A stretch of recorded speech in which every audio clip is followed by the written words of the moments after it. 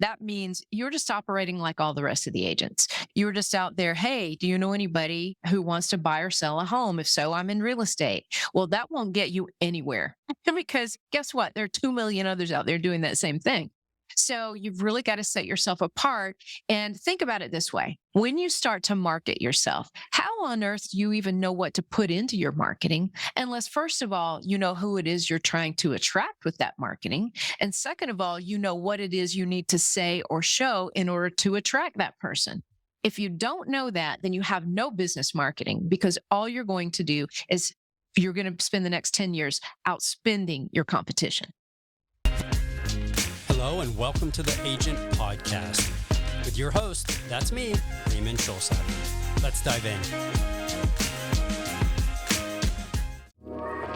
Thank you for listening to the Agent Podcast. Today's episode is sponsored by You Sell It, the #1 do-it-yourself real estate photo app for incredible professional results.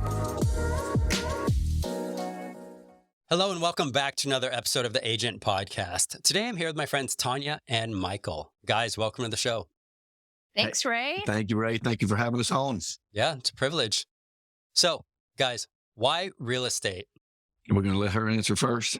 I think Michael should answer first. Yeah. So I have been a serial entrepreneur all my life. When I was in high school, I worked for, and it's true. And my dad was an entrepreneur. My grandfather was an entrepreneur. It sort of runs. And when I was in high school, I worked for an engineering firm fairly close to home. And I did the work program and, I could leave, I had enough credits in school. I could leave after the second period and go work. And small engineering firm, we built conveyor belts. And I really enjoyed the work. I did. And they even offered to send me to school and get an engineering degree, but it wasn't what I wanted. I wanted to be an auctioneer. My dad was in the car business. My grandfather was in the finance business. And I didn't want to be in either one of those, but I love the atmosphere of car auctions. So I told my mom I wasn't going to be an engineer. I was going to be an auctioneer. She cried, said I would starve to death. What am I going to do? Let's eat. I said, it'll be okay, I'm sure. And 6 months after I got out of high school, I got my auctioneer's license. And one of the guys that trained me said, you should get your real estate license because you can make a little extra money on like a weekend selling a farm sale or something like that. And so for the next 10 years, I was a circuit auctioneer and I went around Florida, Alabama, Georgia, South Carolina, North Carolina, and Tennessee and sold different auctions at different places every day. And then on the weekends, I would sell farm sales in South Georgia or South Carolina, places like that. And in time, I opened up my own brokerage in 2000, really just to have my own autonomy. I didn't ever plan to be a broker. But buy my own investments. I've been a real estate investor since 1994. I'd help my family buy stuff and that sort of thing. But then when 2006 hit and we started to see the slide of the mortgage debacle, I teamed up with a company out of Irvine, California, and we went after the Bear Stearns residential portfolio, and we got it. We sold off about 75% of that portfolio. We thought it would be about 3 years worth of work. It turned out to be 7. I had an office here in the suburbs of North Atlanta, an office in Atlanta, an office in Irvine, California, an office in Seattle, and in a satellite in Chicago, New York, Miami, Dallas, all of the major hubs, Boston, all of the major hubs. And we were just back and forth, back and forth, back and forth. But as good auctioneers do, we work ourselves out of a job. So when all of that, began to balance, which I was so happy for because I had my own portfolio here in Atlanta and I wanted it to come back to par. Then I came back to my small town. I said, what am I going to do? I bought a piece of property. I liked the agent that I worked with.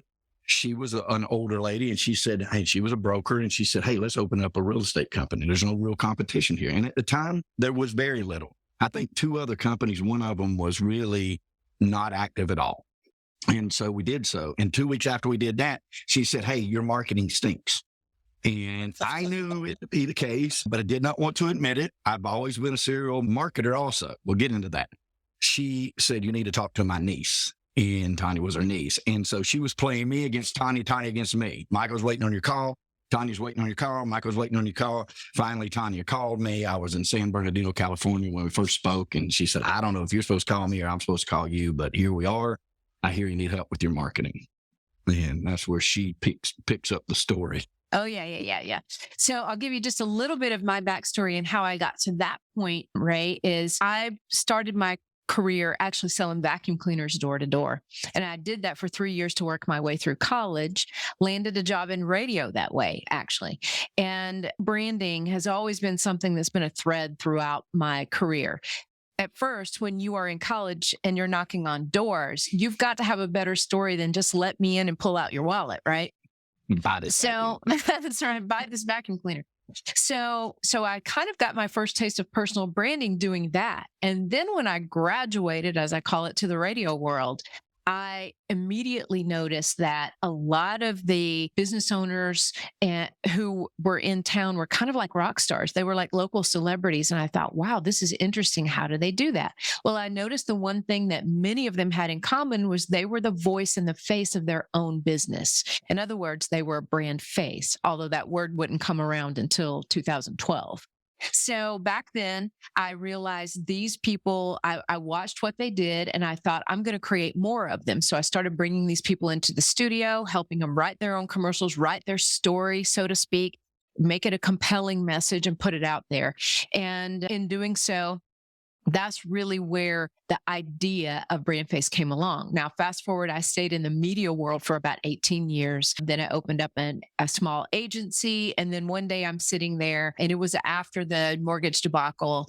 And I said to myself, you know what? Anybody that walks through my office door, I can do business with them. That's awesome. But you know what's terrible? Anybody that walks through my door, I can do business with them.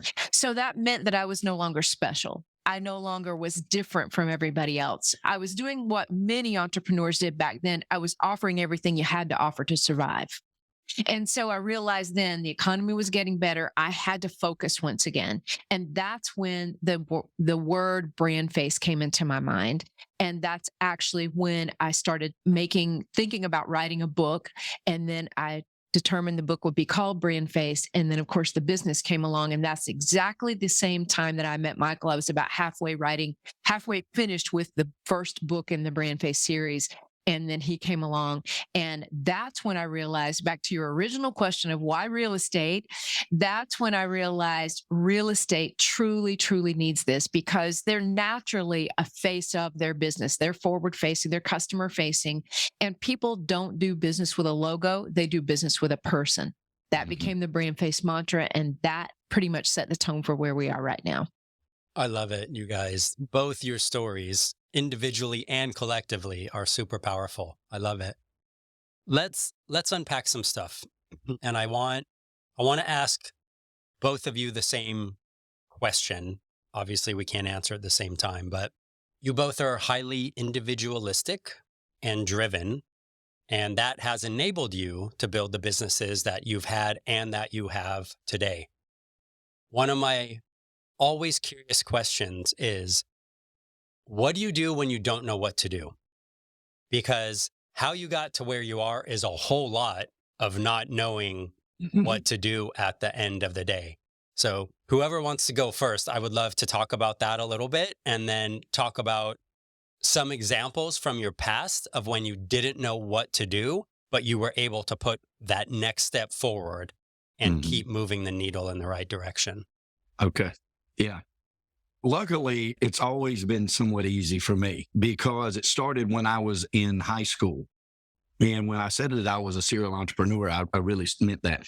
I'm also an optimist. I try not to be the optimist that's just like, oh, rosy glasses, everything's fine. I try to definitely survey the landscape, but I can find the gaps that are positive in any situation. I've always been able to do that. So, when my mom is very stressed because I've got an engineering degree that's possible in a steady job and a good pay and growth and maybe even ownership of a company at some point, I didn't want that. And I had determined in my mind, first takeaway, that if I only made $10,000 a year, I was going to live on $10,000 a year, and I was going to do what I wanted to do.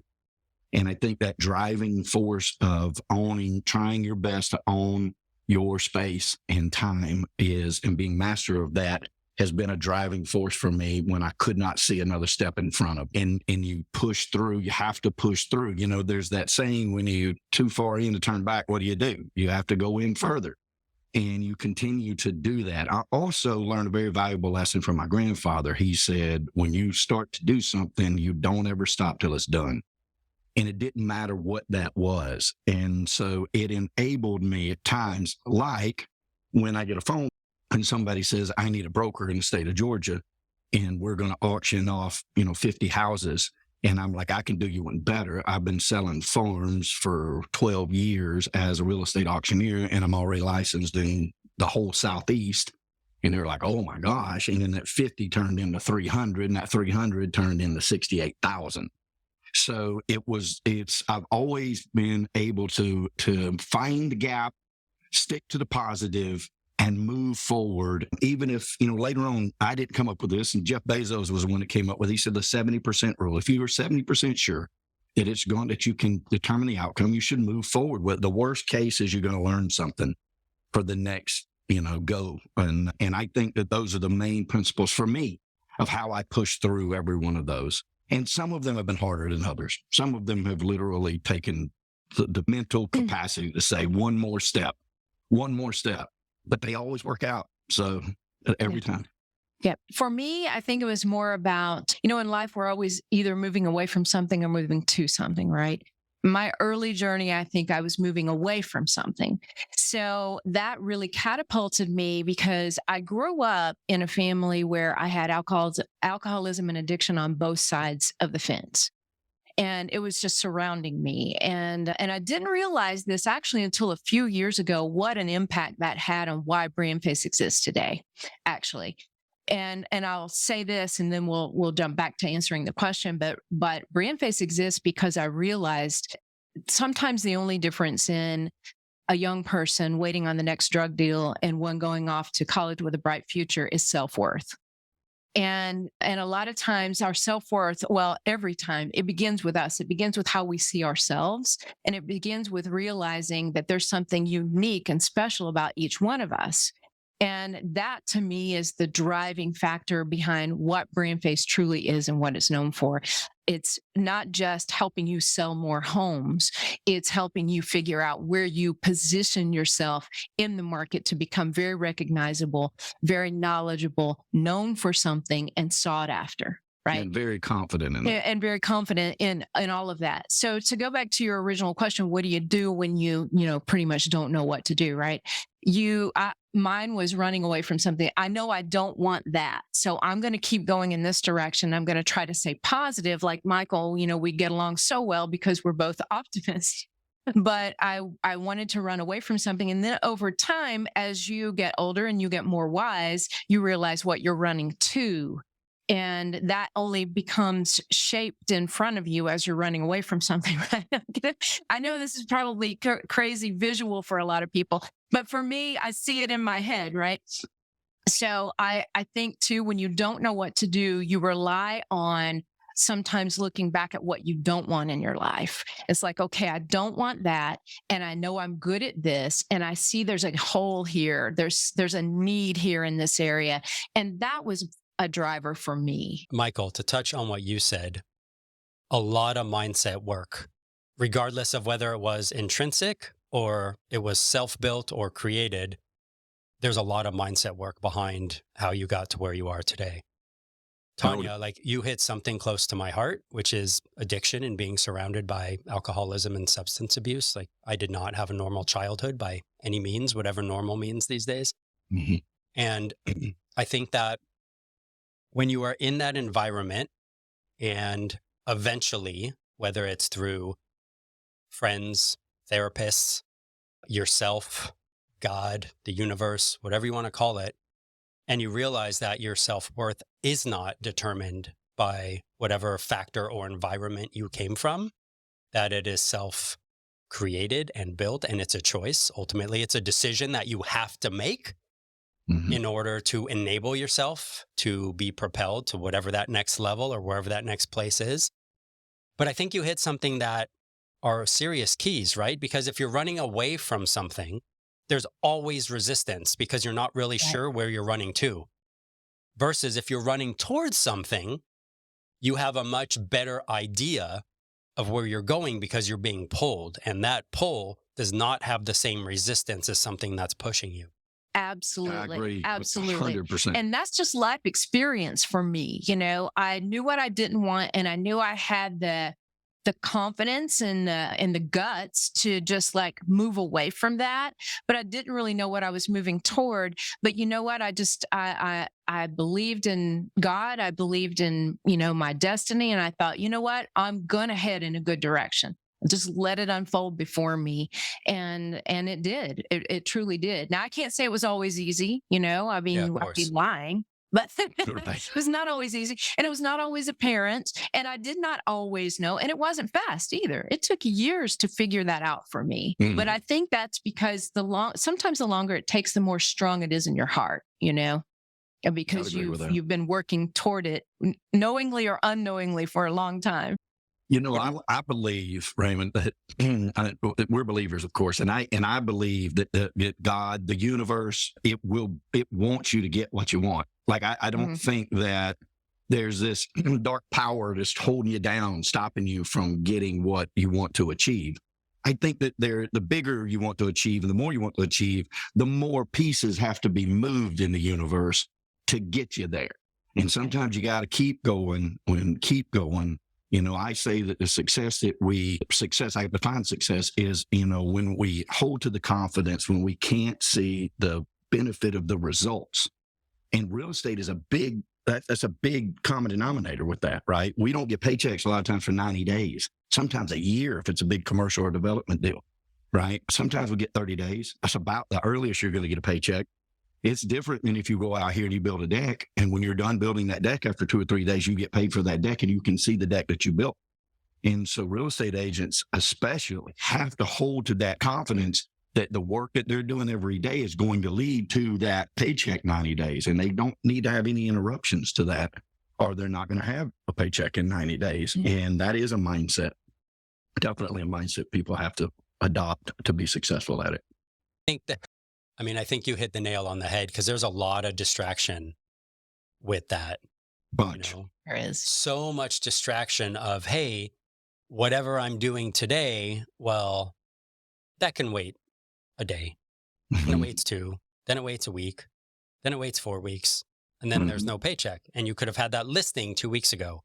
You could have closed that for sale by owner before the other dude got it, right? All these different things. But you're right, because you have to be focused and you have to be committed to whatever that task is that you're doing at that time. I mean, we can get into time blocking and energy and all that kind of different stuff, but with everything you guys are saying, like, I think it's super interesting. And Tonya, going back to where Brand Face came from and your why, essentially, that this exists and how it's been able to come to market, I think that depth of commitment from you to create this tool, and now you guys together to create this platform that enable people to understand who they are, why they are, what they do, and position themselves as an authority within their community, their market, their network, their hub, whatever they're trying to do, is such a strong drive.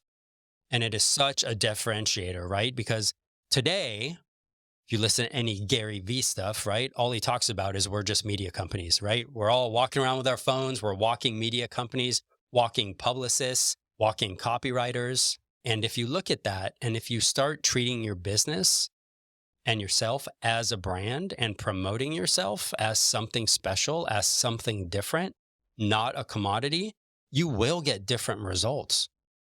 Absolutely. Absolutely, you will. One of our favorite quotes that we have came out of, that sort of thought process is great branding doesn't just change the way others see you. It changes the way you see yourself. Oh, I love that quote. So powerful.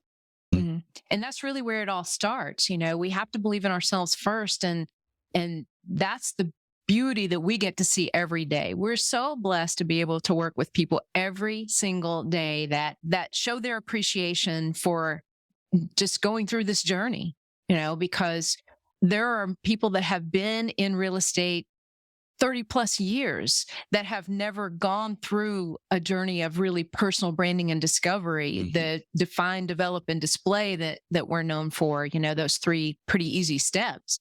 But they haven't done that before, and therefore they have not seen their full worth. And when they see that, it's a game changer.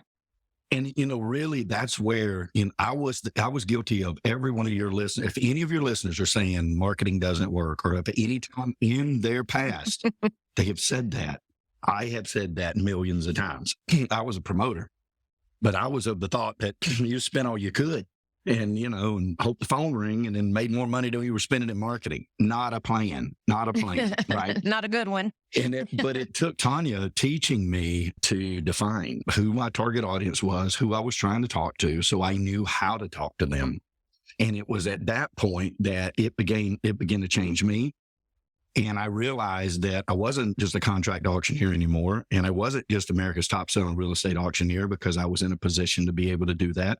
I had worth in my brokerage to teach other agents how to do what she taught me. And then that grew into the program, grew into 4 other countries, 45 states, all the great things that we get to do. I didn't realize on the journey that I love being a broker. I absolutely love helping people be successful. And so then Tonya realized that and coined me the Abundant Life Broker. And I guess 3 years ago, and It's all I live for now. I just live to help every agent in our program, on these podcasts, and in my office, to be as successful as they can possibly be with the principles that she taught me through BrandFace. So let's talk about what that transformation looks like, right? What does somebody look like coming in, and what do they feel like going out? Never been asked that question, That's a Ray. great question. Fantastic question. So what they look like coming in is extremely frustrated. Their competition's kicking their butt. They have spent so much money on marketing that they get little to no results on a consistent basis.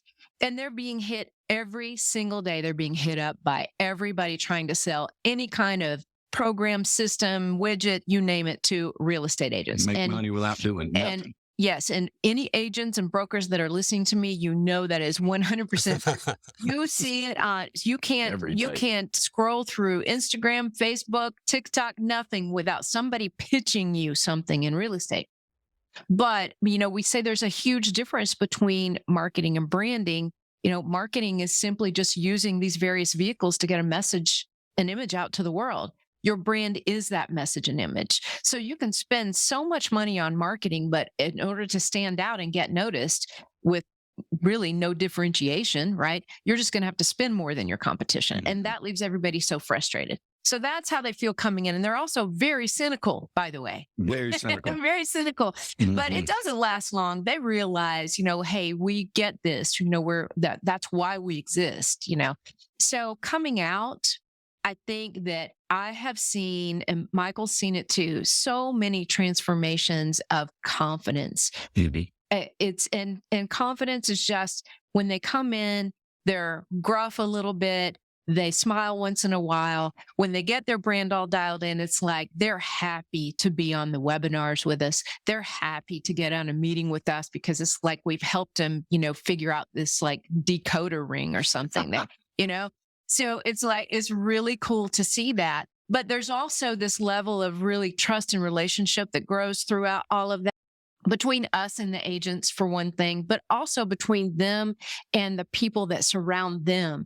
Because when you finally realize your worth in the world and that you fit somewhere and you're unique, there's nobody else like you, when you get all that dialed in and you can display that, then there's just a place you feel like you finally fit in somewhere. You fit in because you don't fit, right? Because you're unique, but you are unique in a way that you can express it now. And there's just a lot to be said for that. So I could go on for days with that question, but I appreciate the question very much. Yeah, there's a compass in that ability to know, right? There's a compass once you know who you are, and what makes you what you are, your past experiences, your things that we develop inside of our program. We look at 77 different criteria when we brand somebody because we really want to know who they are and why they do the things they do, why they react the way they do. Once you define that, though, that there's the compass. And so when people get up every day and they're like, I don't know what to do today. I'm a real estate agent, but what does that mean? I know in my office, somebody comes in and say, what's my hours? That they're probably not going to make it as a real estate agent because it's 24/7. I thought you knew that coming in. You know what I mean? Answer the phone at midnight. It might be a sales call, but you get that direct. Once you define who you are and you know where to go, then there's your natural compass. You get up tomorrow and you do that.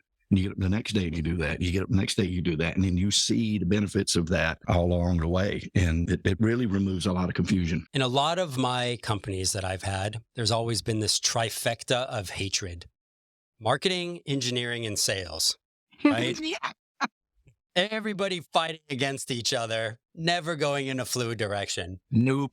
Engineering hates everybody because everybody sells a bunch of shit before it's actually ready to sell. Marketing doesn't like anybody because they're like sophisticated and nobody understands what they're trying to do. Sales hates everybody because people believe sales cures all. Famous Mark Cuban quote. Mm-hmm. Sales can fix a lot of challenges, but I do not believe it ever fixes a core problem. I don't either. But I do believe marketing can make sales a hell of a lot easier if you do it right. Absolutely. And that's the way I think agents need to embrace marketing versus seeing it as an expense, see it as an investment versus seeing it as, oh, I have to spend all this money for lead generation. Look at it as investing in people for the long term. Regardless, I don't care if you call 1,000 people and only get one phone call back. The percentage, scrap it. It doesn't matter. What's the value of that one relationship? Agreed. And when you take a look at things from those perspectives and you start putting things in place and you look at creating your brand and your go-to-market strategy and doing this journey of self-discovery and this self-assessment and being transparent and being authentic. And, if you guys have 70 things that you're looking at when you're branding somebody, that is work. And often it's not easy work because people have not thought about these specific things. Yeah. Right? So true. So true. That's true. It's not easy work. However, I like to say what we've created is you've seen the duck just kind of glide effortlessly over the top of the water, and then underneath their feet are paddling like hell, right? That's us paddling like hell. We're the feet, right? And you're the duck on the top of the water. Because what we've created over 9.5 years that we started the real estate program, that personal branding step-by-step program, is a way that people can come in and we say, look, we only need you to do 3 things. Number 1, show up and answer questions. Number 2, tell us what you don't like. Number 3, tell us what you love. And we're going to help pull that information out of you in a very easy way. And we have the steps all laid out. And it's like, watch this so you know what we're about to do, why we're going to do it, how we're going to do it, and then click here so you can trigger us to do it, right? And so we've made it very, very easy to go through that process. Having said that, I'm not going to lie. A lot of people come through this program and they say, wow, the first step was pretty hard. Answering some of those questions you guys asked me, they're really, really hard.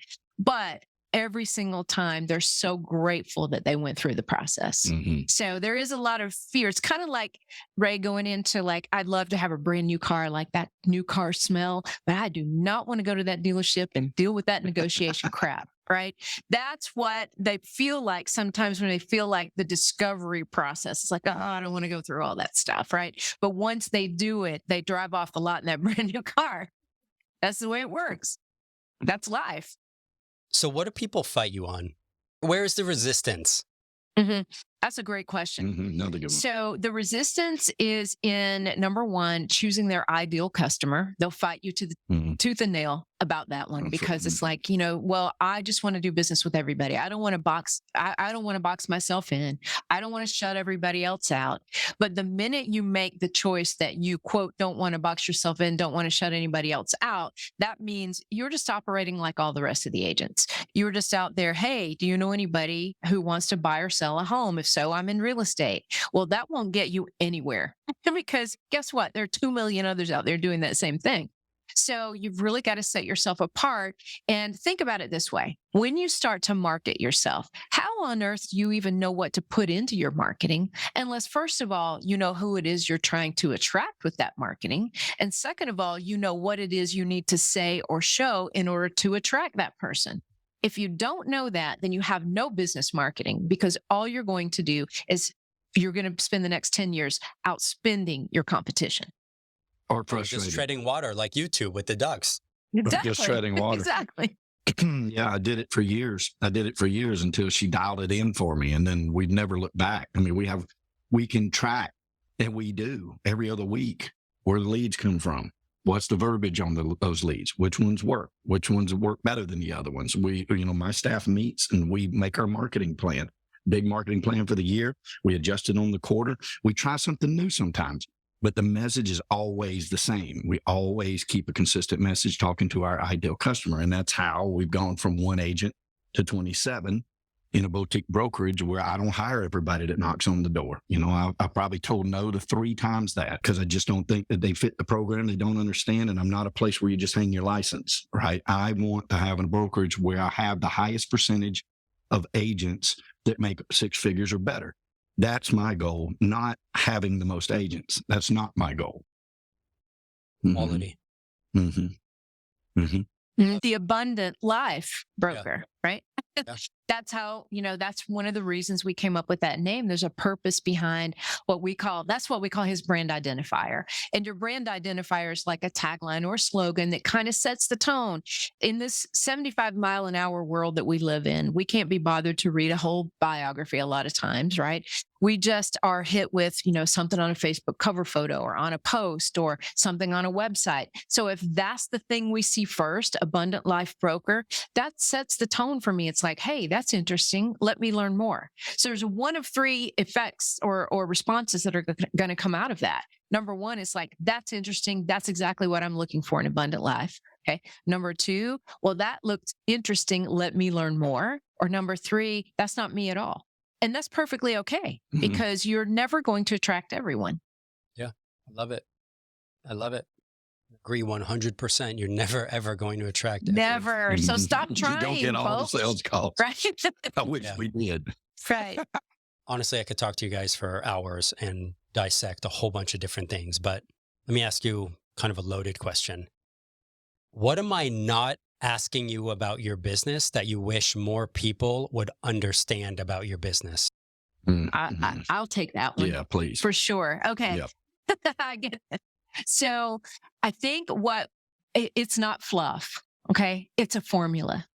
And there are so many branding gurus and experts out there saying, oh, just be yourself, be authentic, post personal things. Don't forget to mix in the personal, those kind of things. And while that's all true, it's not, they're not leading people in the wrong direction. It's just like they're still left standing there saying, okay, but I still don't know how to build my personal brand. What does that mean? Right. So that's why, I was looking at it a decade ago and saying, okay, well, there are steps to doing this. And that's where the 77 criteria came in. And that's where our 3D process came in: define, develop, display. And that's where we're very unique. Is we are the most comprehensive personal brand building system out there, meaning we look at those 77 criteria, right? But that's us looking at it, not you having to do 77 hours of work. So but we simplify it with that 3D process, because it truly is a formula. It really doesn't matter what industry you're in. You could be an engineer, you could be insurance, you could be a dentist. Doesn't really matter. The personal branding principles are exactly the same. You figure out who your ideal customers are. You figure out your points of differentiation, what you want to lead with, that marketing hook, if you will, or brand identifier, tagline, slogan, whatever we want to call it, kind of sets the tone and direction for things. Then you develop all the parts and pieces that go with that. What does that photo shoot look like to portray the best image for what you want to be known for? What does your brand messaging sound like? How do you do an elevator pitch? What's the formula for that? What's a formula? The basic layout for a really great, compelling biography, right?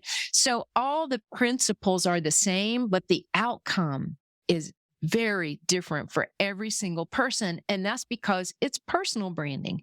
There's no way to be cookie cutter in personal branding. You can't do it. The other thing I'd like to say, and I'm just going to run with this because I'm very passionate about this. Yeah, you wrote the book on it. Is that people will a lot of times say, well, I looked at so-and-so's brand, right? Or I just like a brand like that one. And I'm going, no, that's not, that's that person's brand. That's not your brand. I understand if you like a particular font in a logo, but you got to understand a logo and a photo and a tagline do not make a brand. Those are three branding elements that make up a small part of the ecosystem of a brand. And so those are the things I could literally go on forever, Ray. So thank you for setting that ball on the tee for me. I appreciate that because there are some really important things for people to know. Branding is not just fluff. It is a formula, and we wrote it. Well, I think it's all amazing points, right? Because so many people think marketing itself is a transaction, and it's not. It's a process. Exactly. Sales, yeah, it's a transaction. You go to Starbucks, you order a coffee, you pay for your coffee, you get your coffee, and you leave. But the whole goal is for it to be an experience, right? Because they want that relationship, so you'll come back tomorrow and the next day and the next day. And if people would stop putting stuff in buckets and just realize that it's all for the greater good and it's meant to be leveraged and used together to create a result, whatever that result is. I want 50 listings. I want 100 transactions this year.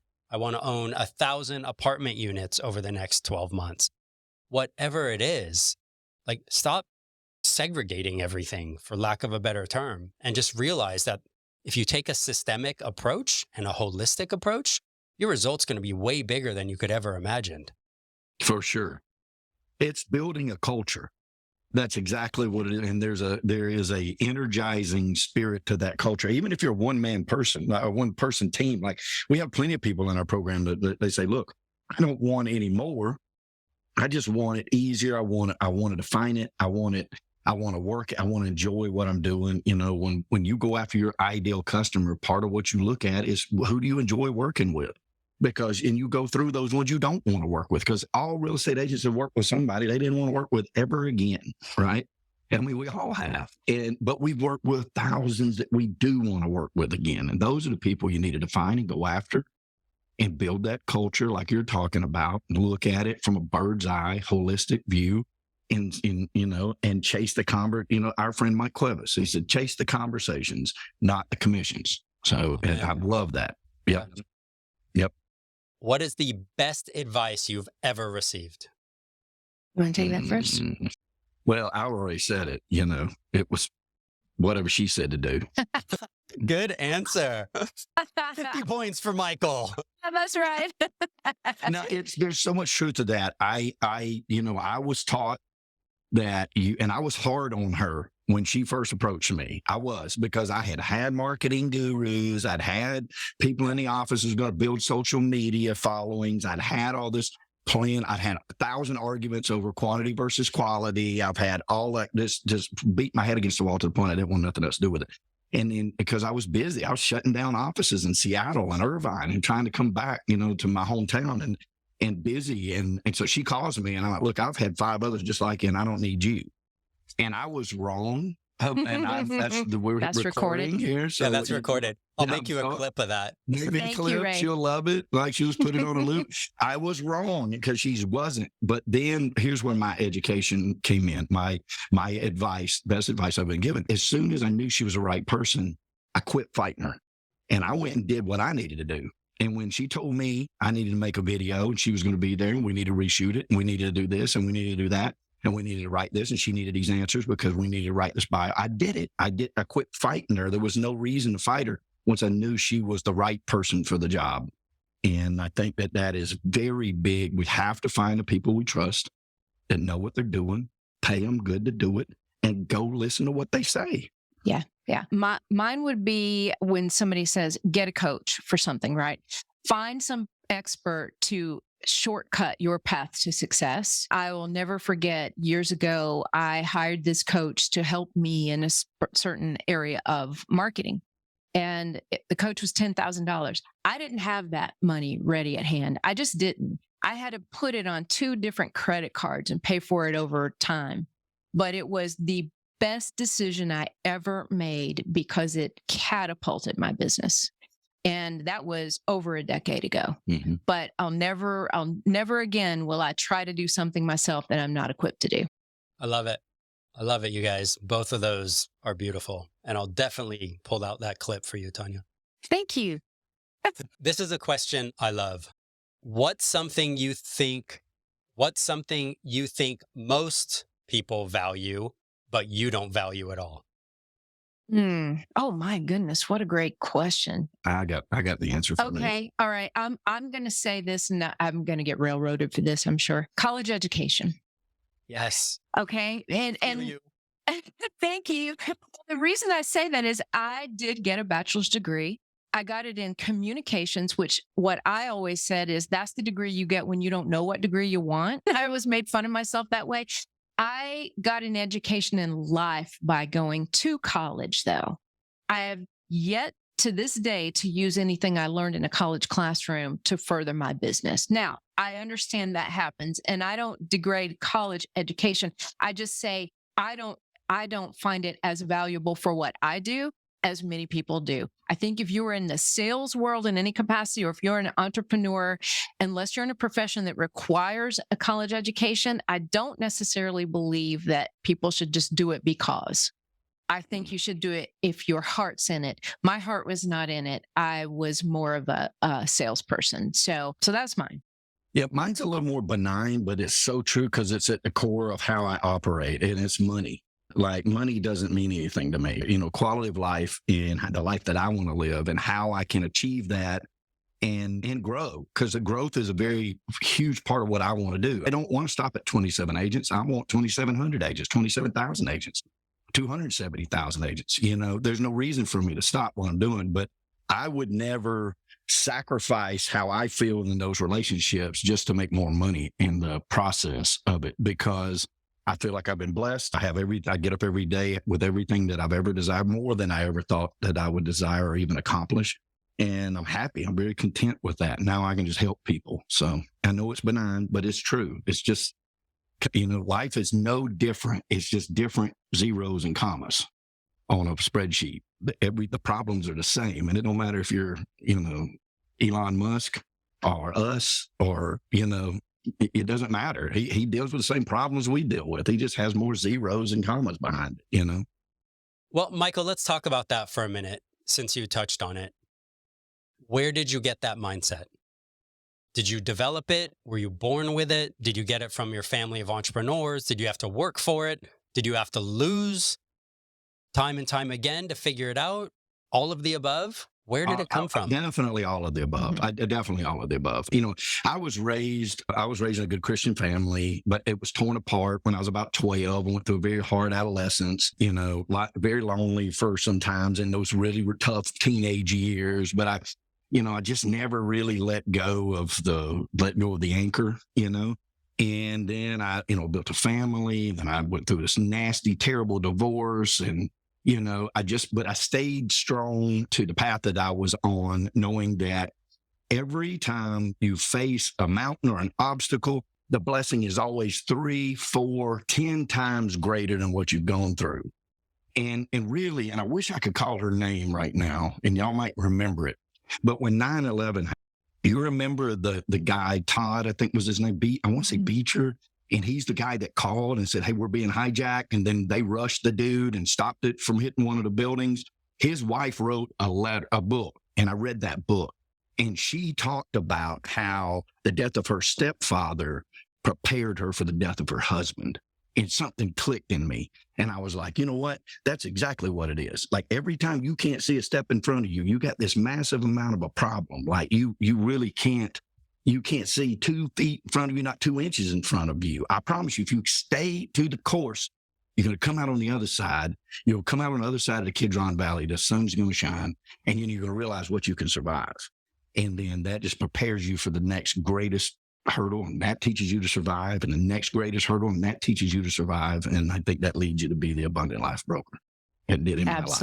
Absolutely. And you know what? You can take away money, but you can't take away our ability to make more. Yeah, sure. And I think that too is if we had money, but we only had one way of getting it, and and we'd exhausted our efforts and so forth, it might be a different thing. But when you know how to build a business that gives true value and you get paid for it, you can do it again and again and again. and over and over and over, because you never lose the knowledge. You've had 45 something. companies. Yeah, Like, exactly. and you've learned valuable lessons at every one of them. So I think that's the key. I think it is all of the above, and you just have to keep looking for the sunshine because it's there. Yeah, there's a couple quotes that come to mind. One is by Steve Jobs that says, you can never connect the dots looking forward, but you can always connect them looking back. Mm-hmm. Mm-hmm. And Definitely. the second thing is, I think it's by Les Brown that, Jim Rohn has a quote that says something like, you can lose the money, but you'll never lose the skill. But being poor is a choice. Being broke is a temporary setback. Mm-hmm. Right? Mm-hmm. Because you can choose whether you have a poor or rich mindset. Right. But being broke is temporary, right? You could lose everything today and make $50 tomorrow or $100 million tomorrow. Mm-hmm. You just don't know. It depends what your skill set, all these variable factors. Mm-hmm. But the point is, if you can look up, you can get up. The opportunity is there. Amen. Oh, I love that. Yeah, If you can look up, you can get up. That's another Les Brown quote. Literally, if you can look up, you can get up. Be grateful God woke you up, and, keep marching forward. Yep. Whatever lies, excuses, BS you're feeding yourself, just stop it. Yeah, stop listening to that for sure. Yeah. Mindset is big. I don't allow negativity in my life. I have negativity in my life, so everybody has negativity in their life. But I purposefully stop it before it ever gets close to me, and that's an exercise that you get better and better and better and better and better at over time. Boundaries. Exactly. People don't like boundaries. Exactly. You don't allow that negativity to penetrate your soul. Yeah. And I'll tell you a very practical way that I do that. I honor the Sabbath. All right. And the reason why, and I tell every one of my agents, if I have an agent come to me and say, hey, I've been working for 14 days straight and I made all this money, I'm like, sit down, because you got a family, you got to take a day in a week to not do nothing. You got to go to the beach, or you got to sit by the pool, or you got to read a book, or you got to smoke a cigar, or you got to have a bourbon. You got to have, you have to be for you with quiet and contemplative to what's going on. Because if you don't give your body the rest and your mind the rest, then your body and mind will give you the rest. But it's always a lot longer recovery period. So I teach every day, you have to take a day that you don't do nothing but throw the football with your kids in the front yard, grill a hamburger, and you don't think about whether or not your deal's going to close or whether or not you're going to make another one. And you can get up the next day and go wide open, and you can work 16 hours a day for the next 6 days. But on the next 7th day, you need to stop. I'm not thinking about business. I'm thinking about the beautiful things in the world. And I that is a practical that I do every week, period. I don't care what it is. I won't answer my phone. My staff knows I won't answer my phone.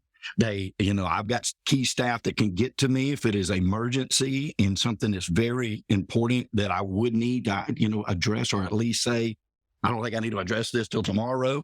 But I still stick to those rules. And I think I'd encourage everybody to do that. I think that's beautiful. All right, moving on. If you could only put one law in place, what would it be? Self-respect. Love it. Mm-hmm. Be kind to everyone. Yeah. Mm-hmm. Love Be it. kind to everyone. All right, one more question. I'll wrap it up. What superpower are each of you working on right now? Goodness, working on. I know when I have. I don't know that. We can talk about that. I'll take it. I work on it every day. I think my superpower is helping people unveil their inner star. I mean, I really do, because I can see the potential in somebody, even I think when they can't see it.